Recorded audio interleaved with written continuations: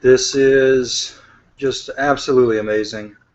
I'm starting to feel like there is now a majority percentage chance that what you see happening is good, is Good, good, and I guess they're making a smoothish transition into things that you see going on. We've already kind of talked about this before. Um, Perhaps extreme. Well, I guess I just kind of have to go through the wall here and kind of talk about stuff. There's other stuff I kind of did a little, piece on, but I hope that everyone's following my Facebook and Twitter and stuff like that. I'm not going to talk about that live. Let's see, unrelated basically, but let's go through what's going on in the world. I don't know. I guess that's weird for me to even mention it. I just telling you what I did during my day. Let's see. Can't validate yet, but curious at the mysteries. Okay, so let's just kind of start with some recent events. Basically, on Fox just now, and, well, basically, they're just John Stossel did a piece on the Roman Empire and the corruption that occurred in the Roman Empire, which led to the fall of the Roman Empire, and how it parallels America. And it was not just about the Roman Empire and how it compares to America, but how libertarians are well aware of this.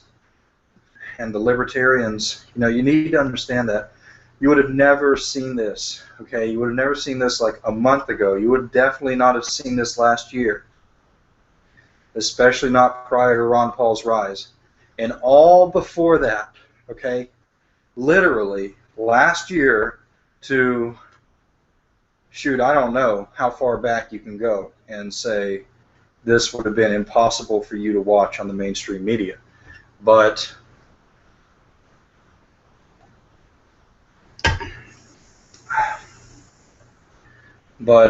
the fact that you're able to see this now on the mainstream media, and you know how refreshing it was, because if all you knew was the mainstream media and you were like a relatively, sane or intelligent person, scholarly individual, you would be like, wow, humanity is really, really stupid, we're doomed.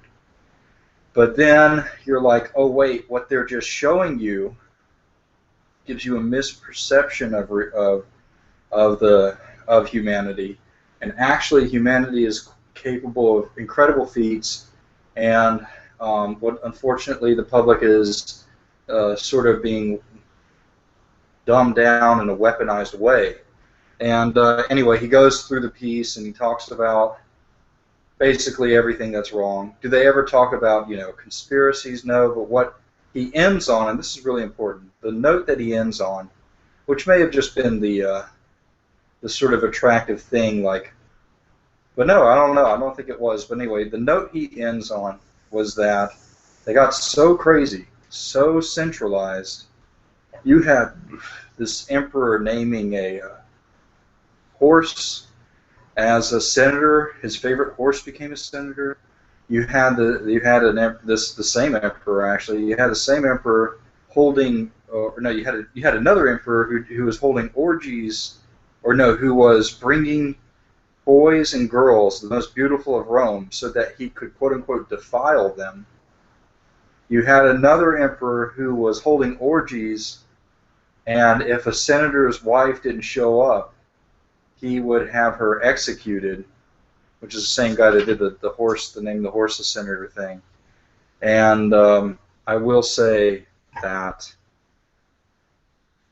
when you end on a note of not just like how things went bad, but you ended on a note of like how things became tyrannical and twisted, and also tyrannical, twisted, and like like sexual deviancy. No offense to, homosexuals or transvestites or whatever, but I'm talking about, like your sexual desires going so haywire, you're like compromising legislation in order to satisfy those desires. By that I mean basically performing like actual illegal activities, like killing somebody's wife because they didn't have sex, they didn't show up in an orgy, or pedophilia, or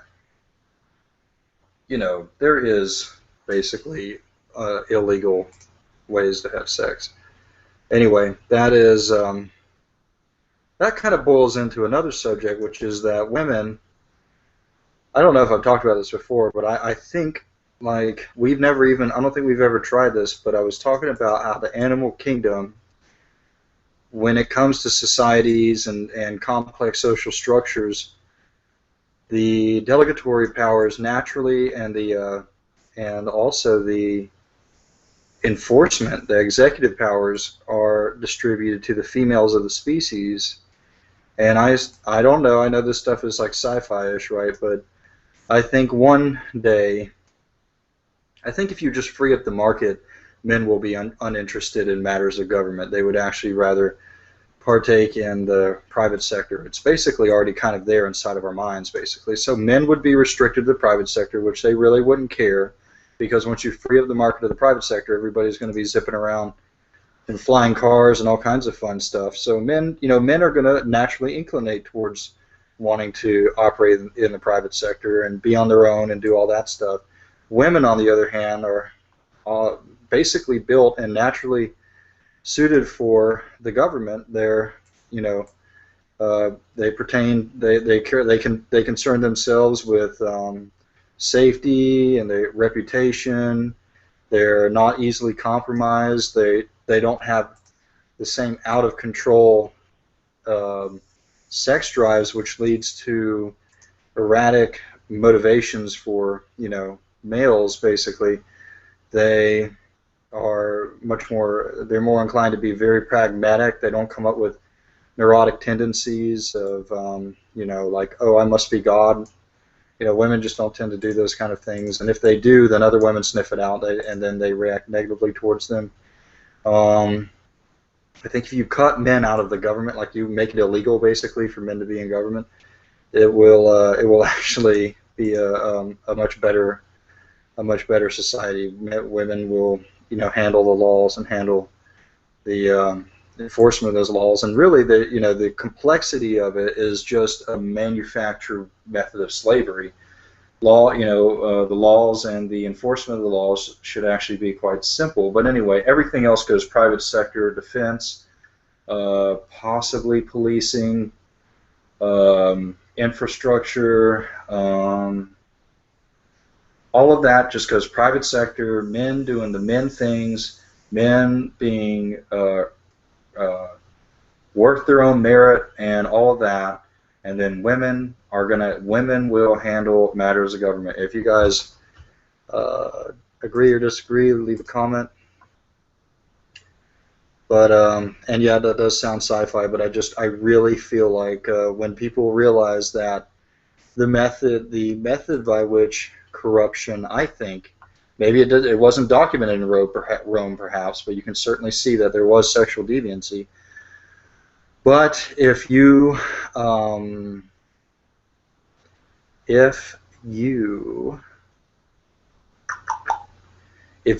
once it's known the method by which the U.S. government has been compromised, specifically by sexual deviancy, blackmail, just neuroticism and all that stuff, then it will be apparent, like at that point it'll be like, you know what, maybe we need to try something as drastic as, not now, but at some point possibly restricting, because first you have to free up the market and incentivize men to like the idea, and then once you do that, it'll be like, oh, okay, and then I don't even think men would want to, or would look favorably upon another man who wants to rise up in a political atmosphere. That would be actually foolish or stupid, and you leave that to the women, and men will concentrate on, possibly even just living their lives trying to, attract women in the private sector. So let's see what we do here. Yeah, I guess there's some kind of cartoon that was aired yesterday, and I guess maybe it's the first episode. And it was aired on Disney supposedly, and it was like an Illuminati children's cartoon, and it was just absolutely strange to see this. Let me see if I can find out the name of it so you guys can look into it. We can watch it together if you want.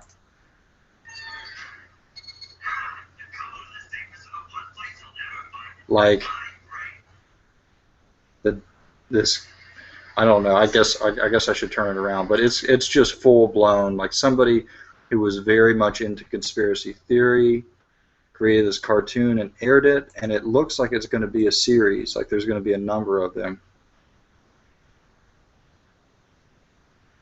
But nobody, like, I'm just going to go ahead and show it to you guys. It's too amazing for you not to see. Let me turn up the volume.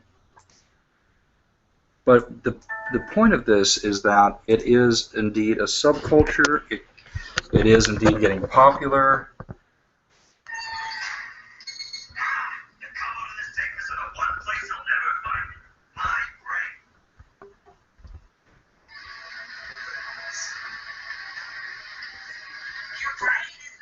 I don't know if you saw that, but that was a guy with a Masonic hat, and there was an owl behind him.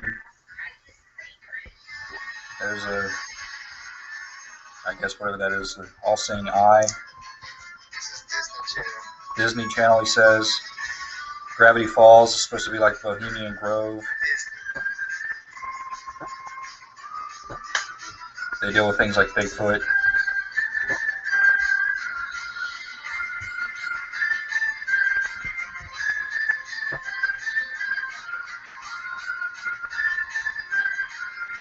The dad seems to be like a mason. Yeah, Bohemian Grove. The last part of our chart is actually still Disney Channel.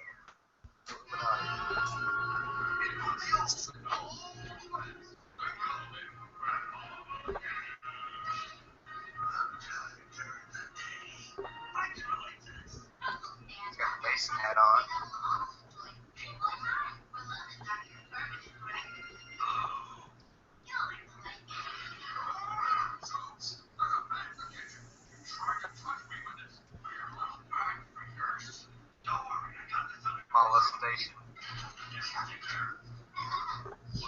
Alright, let's skip ahead a little bit, because this gets really interesting. Hang on a second.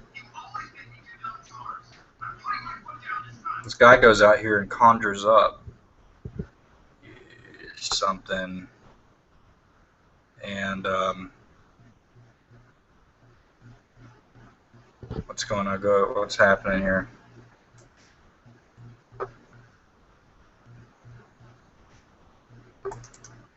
Oh man! All right.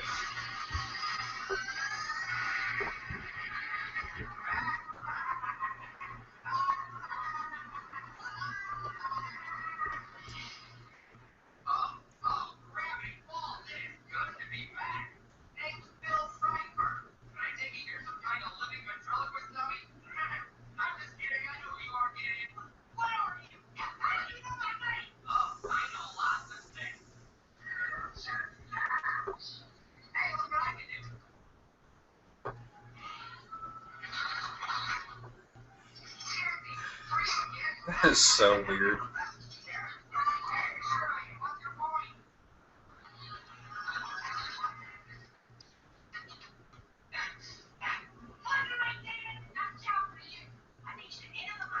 Alright, let's go ahead and skip forward, because this guy slows down kind of what that thing was showing. Kennedy, UFOs, Mayan calendar, moon landing, Stonehenge, pyramids of Giza, crop circles,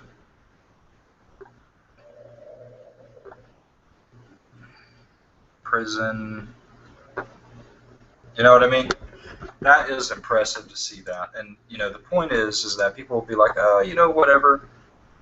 But it's what it indicates. It indicates that if things keep going the way that they're going, that people are waking up, and it will be impossible to enslave this species. Okay, because what you see is this is educating minors about about like fringe theories and things like that, and it's just so important because when you care about this human species, it is not a bright future. It is not a bright future, the one where there is a totally psychopathic, group of people at the very top who are structuring society just so that the majority of humanity is being farmed for their happiness. I mean, that's basically what was going on. That's what was happening. There was this. I don't even know.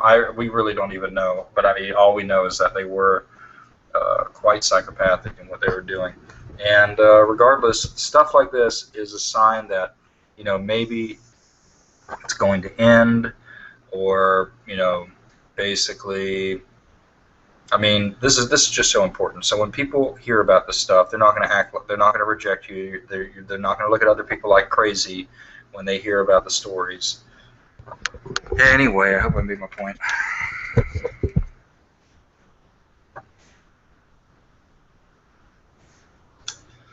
So you say women are just as susceptible to corruption as men. I don't know. I guess I just want to put that forward as an experiment because we can't really tell because we've never tested it, so to speak. But women, I think, are more just in a just in a general sense.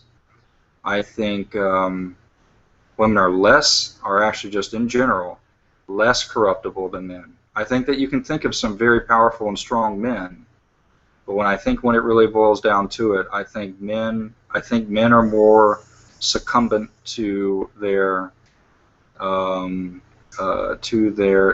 two things. They're more succumbent to their they're more succumbent to temptations than women. And I guess like people have said that no women are like that. I think that if women are like that, it's more easily noticeable. Women have a harder time, I think, lying because there's never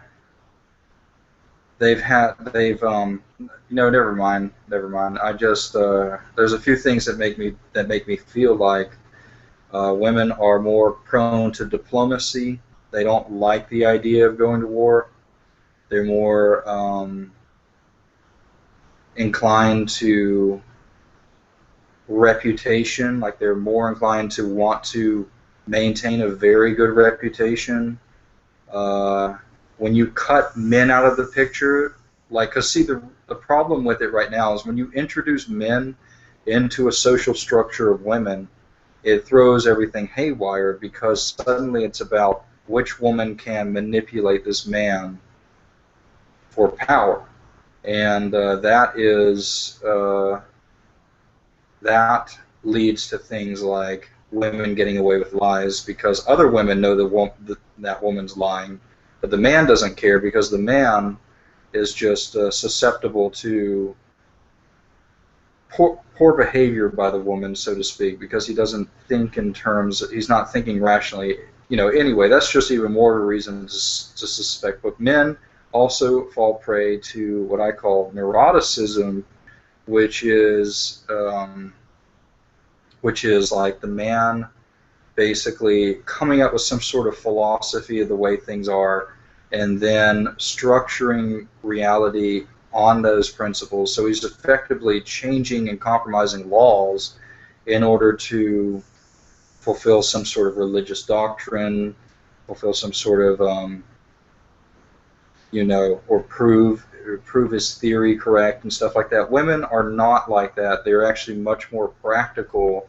Once they have the rules, they don't mind sticking to the rules, and then maintaining.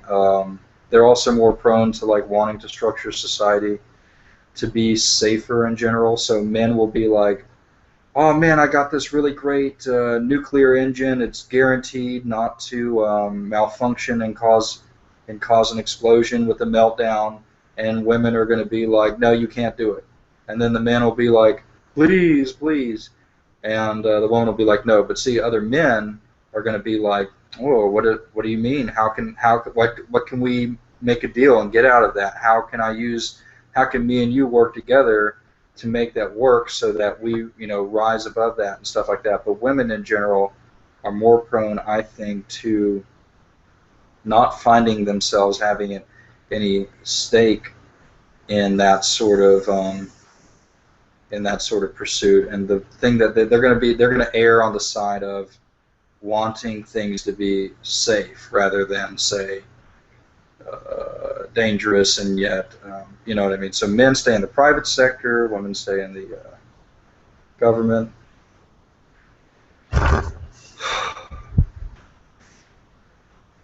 Let's see. No, but I thank you for your comment.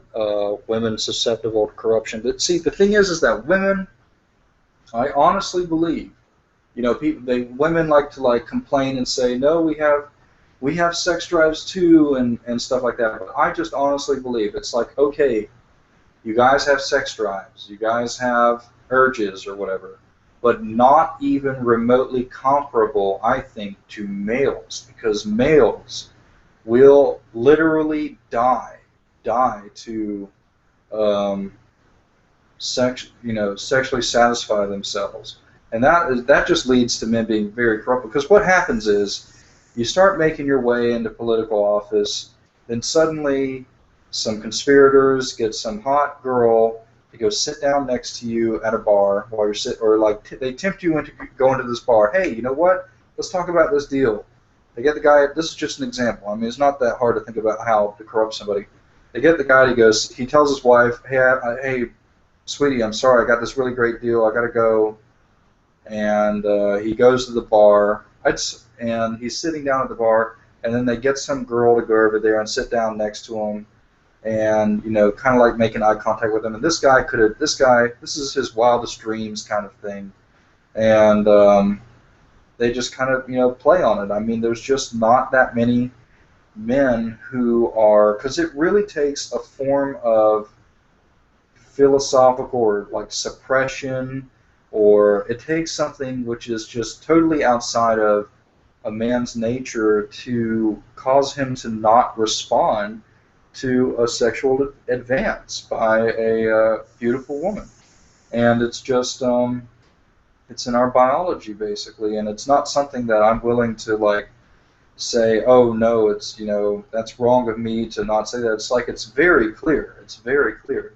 Anyway, it starts like that. Suddenly there's blackmail on that guy, or there's blackmail with. Then they go from there into let's do this. He gets in love with her, and then she gets him to do some kind of drug, and they get documentation of that. And then he's getting, he's attending these orgies, and he's becoming desensitized to women, and he's got to keep taking it up a notch. And suddenly he's, homosexual, or he's doing some weird things, or he starts doing kids at that point. Then to get an even greater high, he's torturing children. You know what I mean? So men are, but women on the other hand, it's just a little bit hard. It's just harder. Yes, women are corruptible. Yes, women can. Yes, women can say compromise certain things to get their personal motivations out of the way, but these kind of women are sniffed out by other women as being bad, basically. I don't think that they would. I think there would be basically a natural select. I'm not saying all women are angels, but I think there would be a pretty good natural selection. Why? Because women kind of know what other women are thinking or doing, and they tend to be attracted to women that are the most maternal, basically, and there's nothing wrong with the virtues of a maternal individual. And then, yes, of course, you can pick women in government right now who are clearly compromised because they simply would not have positions of power if there was not something already wrong with them. But when you look at government, the vast majority of our problem are men. So somebody said Hillary Clinton. You come up with uh, the one lady, Janet Napolitano, and yes, certainly there are rumors though that they are Hillary Clinton.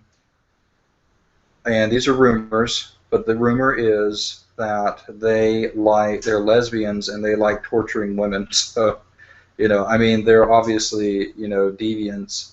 And there was just a program on just a minute ago about a woman that drowned her children.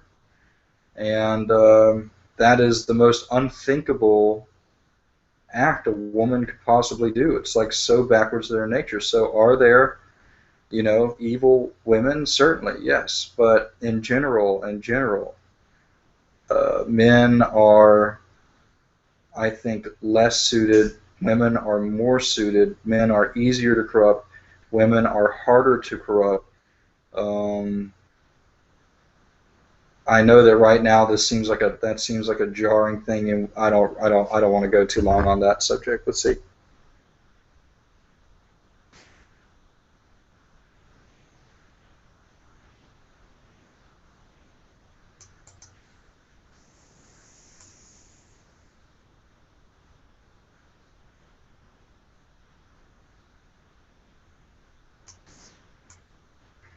Oh, that's interesting. So Napolitano was being sexually deviant? That's really interesting.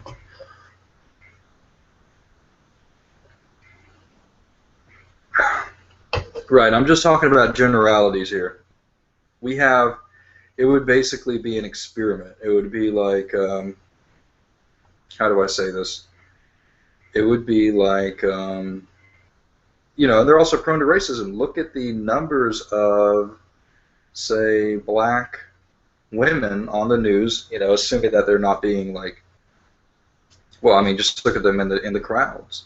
And if you look at the evidence and you look at the law, you can see that they are, in a way, acting irrationally in an attempt to push their agenda. And one must understand, though, that when the jurors went in there, and they were all female, and I'm pretty sure they're legit, even though I think that whole thing was staged, I think the jury may have actually been legitimate. So the jury goes in there, and they had to concede to the way things were rightly.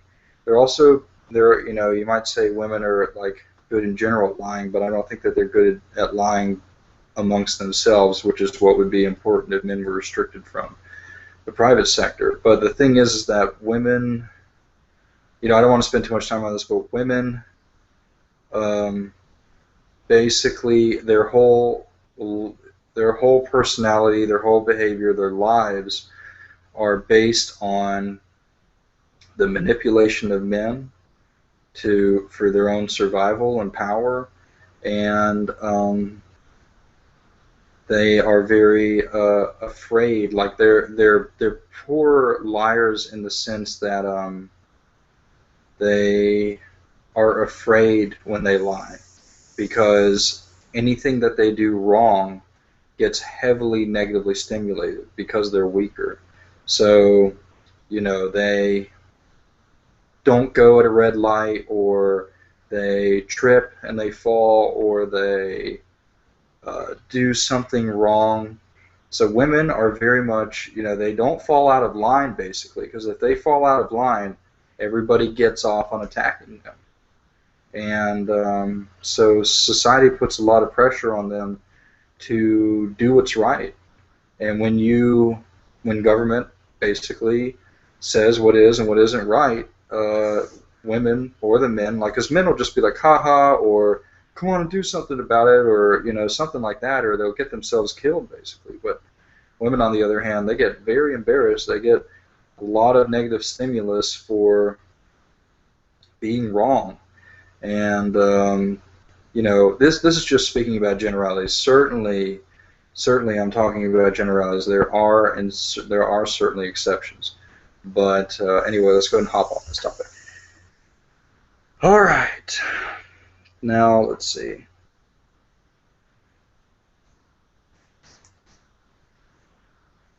Okay, Steve Forbes, owner, I think, of the Forbes magazine, was at that convention with John Stossel, and they were talking to a libertarian audience about the virtues of libertarianism. And that's like a huge deal because this is a very powerful man. This is a media mogul. And when you've tapped into somebody who controls some of that presiding narrative, then you have changed things. Okay, so Steve Forbes is at the convention, and the only way that I can describe his disposition was this passionate excitement, this assurity that something was, that they were, that actions or stuff was being put into motion, which was basically beneficial to everybody, the country as a whole, everything. Okay, so there is that, along with many other things, is now putting me into an inferential conclusion, or like making me inclinate towards, hey, things are changing, things are going to get better, things are good. We're not seeing everything right now, but what we're seeing are actions being put into place by people that control certain powerful entities, institutions, which suggest, at the very least, the raw tyranny which would have been enacted upon us does not seem to be the case. But I always hold some reservation because they could just turn it around. They could be placating us. We could be heading in one direction, and they've led us into a trap. This is not full disclosure. We will be free. First off, you will be free if and when they free up the market. You will be free if and when there's no longer you're no longer paying your damages in Federal Reserve notes, your taxes in Federal Reserve notes. You're no longer having to pay your employees, and you're no longer having to in Federal Reserve notes and pay your loans off in Federal Reserve notes. And if they get rid of that institution,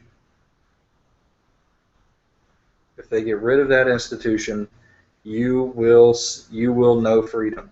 You will know it, and you will know it very quickly. And it will not be terrible. People say, oh, it's going to be so terrible if the dollar loses its value or the dollar collapses, and it's like, no. Okay, it'll be terrible, yeah, if you have to pay all those things in Federal Reserve notes. But the truth is that no, if you get rid of having to pay those things, I'm actually of the opinion that you should end usury. You should place the burden of a loan on the lender, not on the lendee. So in other words, like somebody loans somebody money, if that person doesn't pay you back, then it's your fault for lending him money. It's not his fault. Yeah, you're not going to like him, and yeah, he's going to have, maybe his credit will go bad or something like that, or his reputation will go bad. But it's basically but if I think at some point that person in the current system ends up suffering by virtue of everything has to be done by lending money, and so that person can't do the 75% of things that he's going to be held accountable for because he can't now get money. But like the institution of banking and lending and usury is basically what causes this spike in prices, because suddenly everyone's like, yeah, you're supposed to pay off your loans that got you that, thinking it's like, that's fucking crazy. And in fact, I think it was somebody, we were arguing about Islam or whatever, but Islam said, you'll know the end times, because the end times, like, usury will be everywhere. Like, usury will be the way you conduct business, and they totally predicted that, apparently. And they tried to outlaw it, and they tried to outlaw it in the Catholic Church even, because to do anything, you will be pulling out a loan, paying for that high price thing, and then paying monthly whatever for the rest of your life. And that is totally insane. I was not aware of that until basically I was out of college. Okay, like, I didn't know that everything and everyone was expected to take loans out to do things. That is not a functioning economy. Like, everything is credit at that point. That is crazy. I don't know how people haven't added that stuff up before now. That's so crazy. And I'm just saying, yeah, people did, people do, and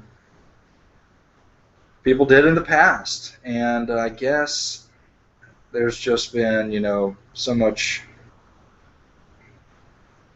placation. I don't know. I mean, there's just a million reasons to understand how this happened.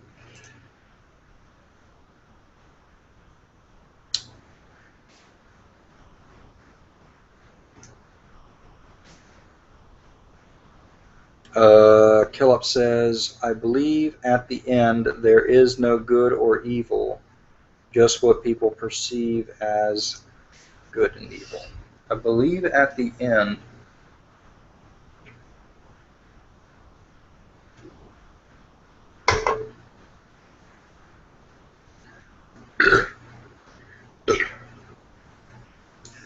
this is what people perceive as good and evil. I think, well, that's actually called, there's actually like a whole field on that, and this is, nothing offensive, but in philosophy, there, ethics, basically, is the branch of philosophy that deals with concepts like good and evil.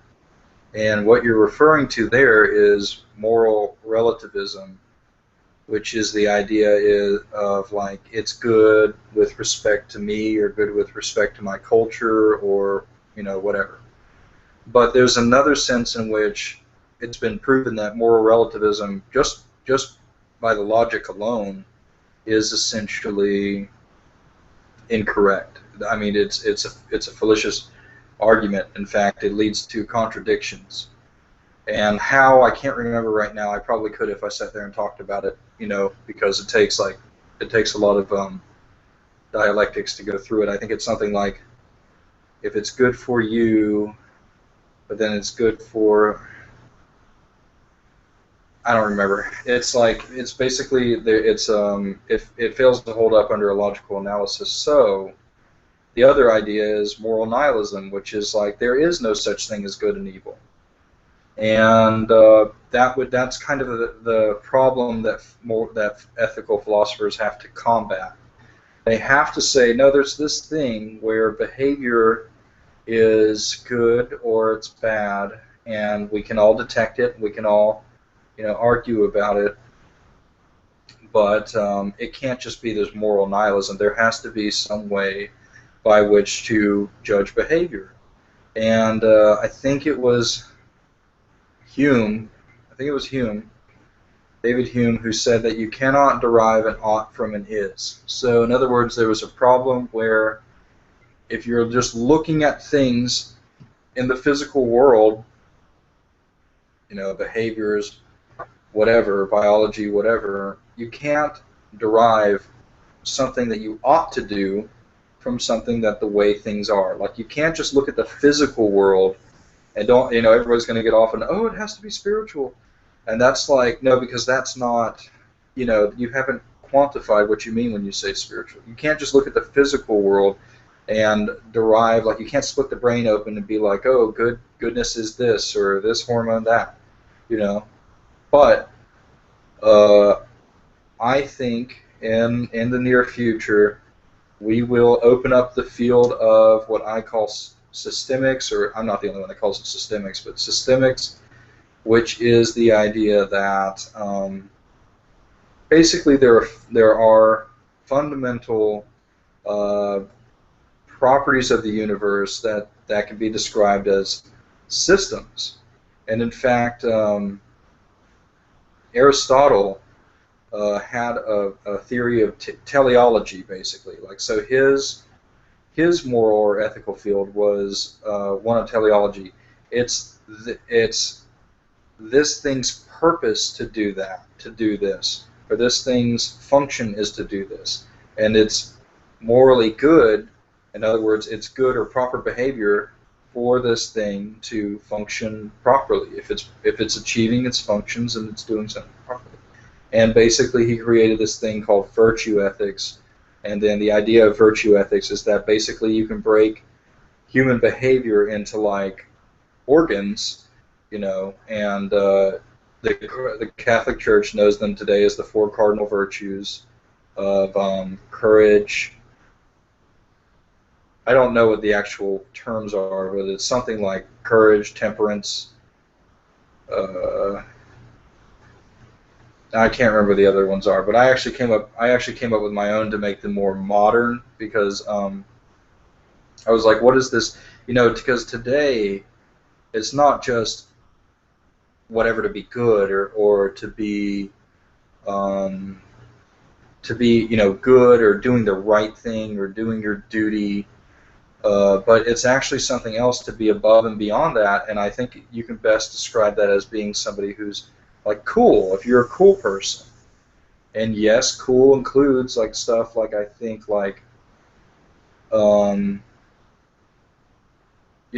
guess when you think of cool, you think of it negatively, and you think of it negatively because it's been the powers that be know very much how to engineer what is considered to be cool in order to get their objectives done. So they might have a cool person smoking a cigarette, and then all of a sudden everybody's smoking cigarettes because they're like, wait, smoking cigarettes by a cool person, that must be cool.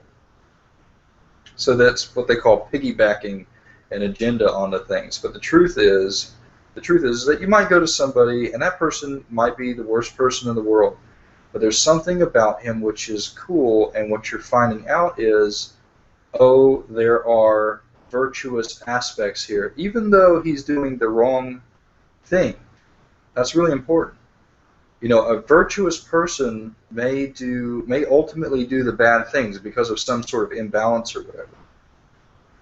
But that doesn't mean that there's not something good or functioning with regard to him. Like a very courageous person, you might be like, this person's, we're just basically getting into virtue ethics or whatever, but yeah, like I would ward against say moral relativism. That turns out to be illogical. And moral nihilism is where you want to not result in. Moral nihilism results in things like there is no point to anything, and I may as well just kill myself, or I may as well just kill everybody, or whatever. It's basically a very extreme form of malfunctioning.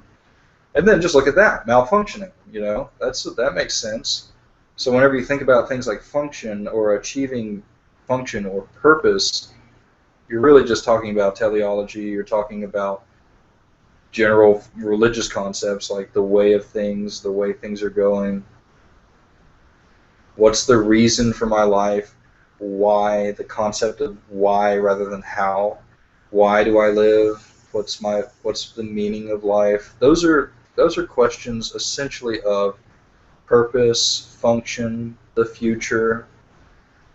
A lot of this is very complex, but I mean, like I've forced myself to go through all of these things. But if you look at omega point theory, if you look at the law of complexity, if you look at systemics, systems theory, cybernetics, these are all suppressed topics. They're all suppressed topics because anything that's progressed as far as intellectual things has been, I think, purposely totally classified. So we're all living in a very backwards society and a backwards scientific community, because I think anything that ends up being true ends up getting classified and weaponized, and hopefully we're getting out of that problem.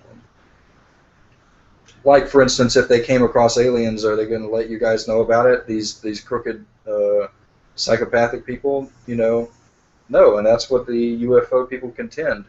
The UFO people contend that basically that basically the powers that be are sort of keeping you from interacting with the aliens or something like that. Some people actually think the aliens are the ones doing it themselves, but I just don't think so. I don't know. When it comes to aliens, I'm kind of like, I just don't think we've been contacted by extraterrestrials.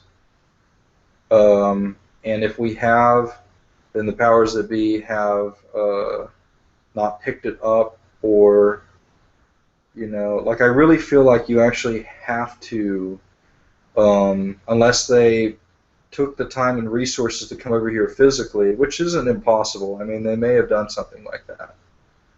But it's just such a great distance, basically, that I don't know that they have done that yet. But I think you have to basically establish electromagnetic radio contact, receive the signal, basically just like Carl Sagan's Contact book or Contact movie, which is you pick up a radio signal, you build a quantum teleporter, and you use the quantum teleporter to bridge a connection with with an alien species. That's really important. That suggests that what's kind of going on this planet is we're bringing ourselves into a state of being able to handle making contact with an alien species. It's kind of like the idea of the Star Trek, where it was like, oh, we saw you guys achieve a certain point of excellence, and so we've decided to contact you, basically. So there's all kinds of neat things that could end up happening in the event that we reach a certain point, and that the structure of society reaches a certain point, which is deemed safe or whatever for intergalactic communion. And certainly capturing the young of the happiest people and torturing them for power and trying to escape the universe is clearly a malfunctioning society. So it is my deepest hope that that is waning or changing or something like that. Ugh. Any more comments, YouTube? Prudence, justice, fortitude, temperance. That's right. Thank you. Thank you for logging that in for me. I guess we could talk about that. I have a virtue ethics theory that I modernized in order to try to quantify what it is to be virtuous in today's world. Because those right there, prudence, justice, fortitude, and temperance, may not apply to the everyday, say, American citizen. So I came up with a modern virtue theory that I think, will turn somebody cool, basically. And if you maintain all of the virtues, like I actually tested them. Like I used to work as a janitor at a gym, and I know this sounds weird and neurotic, but I would basically pick a certain virtue, and I would come up with something, and I'd be like, you know what, I will be this, I will have this disposition, or this, I will express this virtue and see how it reacts, with people. And I ended up coming up with 6 virtues that if you maintain all of them, like that's the point, when it comes to virtue theory, you can't let one outweigh another. You have to sort of balance and maintain them and use them appropriately. But I came up with 6 virtues of human behavior. And it was courageous, aware, and this is like before I was a conspiracy theorist, but I came up with the idea of awareness, because it was not enough to say like perceptive or intelligent or whatever. Like those were ineffective as encompassing virtue, as an encompassing sort of virtue. I came up with awareness. Awareness was very important, and that actually, I think, snowballed into conspiracy theory, basically, because awareness is something like you're taking in everything, and then you're weighing out relevance. I also thought about like relevance and stuff like that. So awareness is the best way to put it. But you see kind of what went into this. So courageous, aware. The acronym is CADICE. So courageous, aware, decent. Decency is really important because decency is like moderation. I think temperance is moderation or whatever, so similar to moderation. But anyway, decency was my version of saying moderation because decency is like it calls to action and it inhibits action. So like, say somebody's in trouble, well then it's the decent act to take action. But let's say that you're going out of your way too much, well then it's beyond decency. It's beyond decency to like put yourself too much out there at this other person's expense, so to speak, or if somebody's being a total jerk to like an innocent person or a woman or something like that, then it suddenly is decent to take action. So anyway, decency, courageous, aware, decent, inspirational. Inspirational was very important. Inspirational was the communication one. Inspirational was the sense in which you're willing to embolden a person's, you're enabling a person, you're looking at where a person's heading, and then you're encouraging them to continue. I guess this is weird, but I haven't really thought about this in a long time. But yeah, I did end up breaking this sucker down real good. So inspiration is like, you see where somebody's heading. Like they mentioned something like making or knitting sweaters, and then you let them sort of, you expound upon that, and you bring them into a point of like where you really have a really good conversation about knitting sweaters. You're not just going to be like, oh, shut up. Anyway, all right, sorry, but anyway, like that, you can take these things too far. You've got to maintain, like you've got to have inspirational, but you've also got to have decency, right? So you don't want to be neurotic or whatever. You don't want to take the whole sweater knitting thing too far and be like, oh my God, we need to like worship sweater knitting. No, you have to temper it with decency. So anyway, courageous, aware, decent, inspirational, comfortable.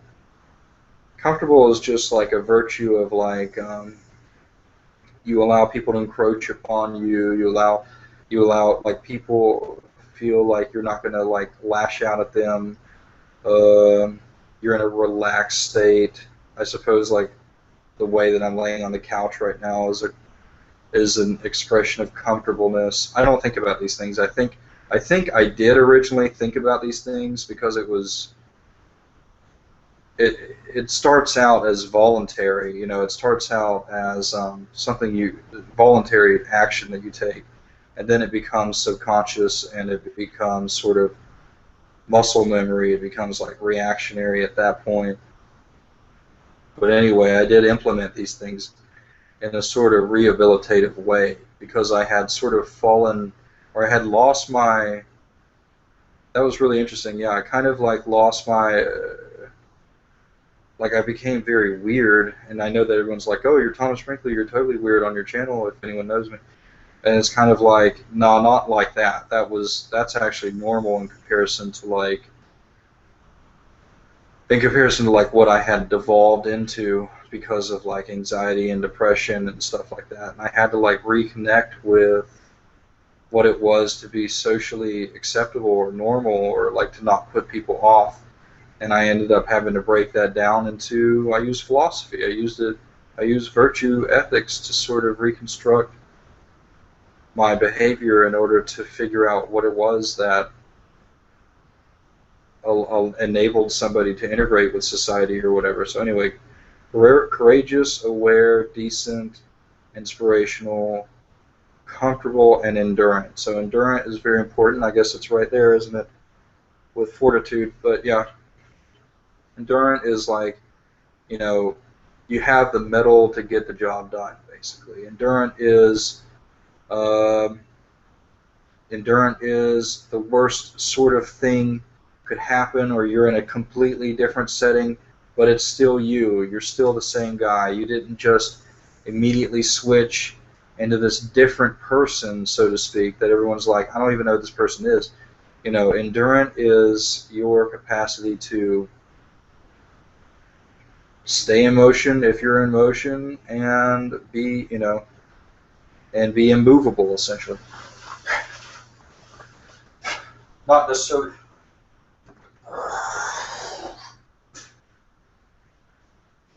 Oh man, you know, that brought me back. That sort of stuff was stuff that I got into like in 2005 or six, and it was like I was at wit's end. I was at wit's end. I was having to, because I think I was taking I was taking an ethics class, and I was taking acting, and I turned out to be really good at acting, but consequently I became hyper fixated on behavior, and I think a lot of people kind of run that risk of sort of losing themselves or losing their self-identity, especially when I was going through a sort of crisis of faith. I was going through a, like, not only am I having a hard time believing in my, originally, like, I was very religious, I was very Christian, and I was like, not only am I having a hard time just believing in Christianity, but I was having a very hard time in just what is going on with the country. You know, like the country, like the perception of America was falling out from underneath me, and the perception of myself as a nice person, as a handsome young boy, as a you know, I thought I was ugly, and you know, I could go on a pity party or whatever. But when all that stuff happens to you at the same time, it really crushes you. And I'm sure it happened to a lot of people, especially at that time. We were clearly being, I think, engineered and attacked, and psychotronic warfare was taking place on America and the foundations of our belief systems, and things got really haywire. And to such an extent, they were actually popularizing suicide. They were popularizing suicide. They were just sort of like, somehow it's cool or an expression of who you are to like commit suicide. You're just that useless to society, so to speak. When I think about how far we've come, it's so amazing. Like it's just way too beautiful, basically. Like it was bad. And anyway, that's why I kind of got into, I actually just sort of like had to like break paradigms. I had to like say, nope, science, you're bullshit. Nope, history, you're bullshit. Nope, you know what I'm saying? Actually, Descartes made that sort of thing popular, where he's like, I'm just going to reject everything I know, or everything I assume to be true. I don't know if they call it a method. Let's call it the Cartesian method or whatever.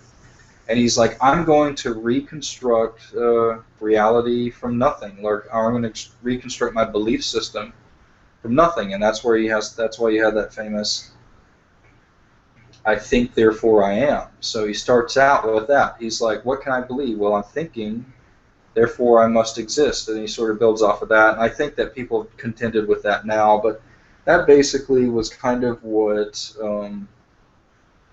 someone had to do in order to whatever. All right, let's see. Big buddy, boy 18, are you relaxed? Yes, I am relaxed. I am relaxed, and in fact, I actually can't believe I actually went on that episode just now because it just reminds me of, first off, where we were at, like just how shitty things were, but it also reminds me of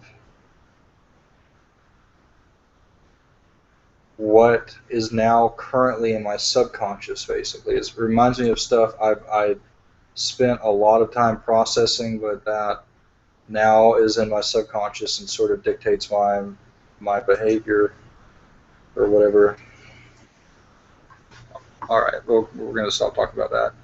Oh, I guess we're up on the hour. I guess we didn't really have much to talk about. I will say that there was a fire underneath the J.P. Morgan Bank or whatever that they said was where the gold was. And if you ask me, I think that fire, and apparently they didn't report it, or they didn't make a big deal out of it, even though there was like tons of firefighters apparently responding. So that sounds like a power structure sort of thing, and I thought, you know what, there could have been blackmail basically down there. There could have been tons of data in the form of film or papers, documents. There could have been pictures. There could have been bodies. There could have been people down there, like slaves. I don't know. I don't think so. But I think it was just blackmail, basically. I think there was a bunch of blackmail down there in that vault that they said was gold reserves, and that's what basically happened down there. Somebody got really afraid or skitzed or something, I don't know, and started a fire down there and destroyed all of that evidence, so to speak. Is that good? Yeah, you really don't know how many people are, say, blackmailed right now, and then you might ask, well, why didn't they just put it into a digital format? And I don't know. I think it was just sensitive, and they were lazy, and some of that stuff would have been damaged in the process, and nobody really wants to do that kind of stuff. So I think there was a lot of, say, blackmail on people that got destroyed down there. And there could be other stuff. There could be stuff pertinent to the cabal. There could have been bad that was destroyed. You know, now we're like, oh damn, we don't know who did what now because all of that shit got destroyed. So, you know, I don't know. All I really want to see is that this shit ends. Like, we'll just pick up and move on. We don't need, you know, historians will certainly want to document the details of what happened, and it will be, I think, useful at some point. But I think that we're reaching a point where the global enslavement will be a technological impossibility. Now, was it technologically possible? Yes, it would have become more, I think, overt as time progressed. But when it comes to, I think, the ability, like, technologies will basically arise which will make it impossible to enslave all of humanity. Just the printable plastic 3D gun alone really throws a cog in this wheel, and any person could create, you know, I don't want to get killed or anything, but this is just true. I mean, any person could create an army of people with 10-shot guns that are basically undetectable. I mean, like, even like the idea of, say, seeing metal through somebody's pants because of some flying drone that has the ability to do that will not detect it. I don't think it would be very easy to, like, detect, you know, or you could structure it in a certain way. Anyway, you could create a 20-man team, an army, pick out somebody that you want to target, and then almost certainly take violent action against that person. So centralized power structures, which are susceptible to such kinds of, say, revolutionary activities or whatever, are now finding themselves at a point where technology, just the internet alone is sort of bringing them down, but basically like, and then quantum computing is,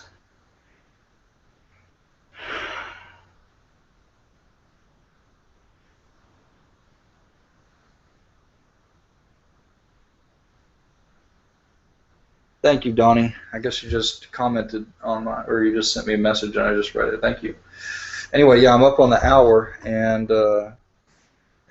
basically I don't, I kind of want to end on a positive note now, because I think now I'm starting to wonder if very powerful people are waking up and reference the reference the